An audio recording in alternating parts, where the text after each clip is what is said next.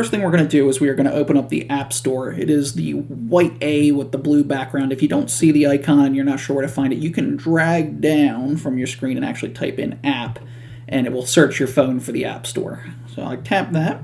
I'm going to go into Search, which is the very bottom right-hand corner of the screen, and then at the top it says Games, App Store, or More. I'm going to tap there and type in the app we're going to use, which is called Hik-Connect. You'll see it actually auto-completes for you, so I'm going to tap that. It is the first app right here, Hik-Connect for end user.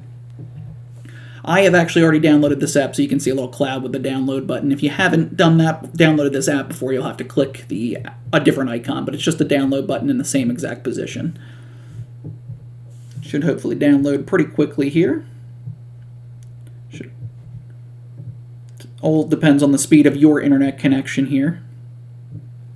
You'll see here it says open. It'll also put an icon on your screen. Mine's at the bottom right here. I'm going to tap it.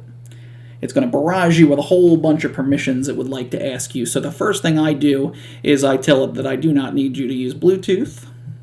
I allow once to use my location. I allow it to send notifications. And I agree to the terms of service. We're going to select our region, which is USA, and hit the red OK. This is the main screen that we're logged into here. We want to get registered for an account, so I'm going to click the red Login and Register button. On the left-hand side of the screen here under Password, it's going to say Register, so I'm going to have you tap that button.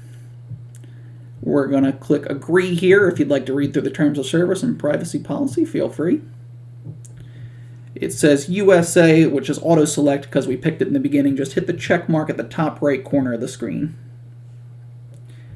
At this point, it's going to ask you to register. You can register with an email address or with your phone number. I typically recommend using the mobile phone number over the email address. So I'm going to tap that now. I'm going to make up a phone number here. And just type in a password. It has to have one uppercase letter, at least one lowercase letter, and it needs to have at least one number. So I'll show you here so you can see my password. Just be safe as cool 2020. Does not have to be 8 characters. It can be more, and you do not need a special character, but any of them are okay if you do. So once you tap Get Security Code at the bottom here in red, it's going to send you a 4-digit code. It can have letters and numbers, and you're going to put that in, and it will register you an account and bring you back out to the main screen.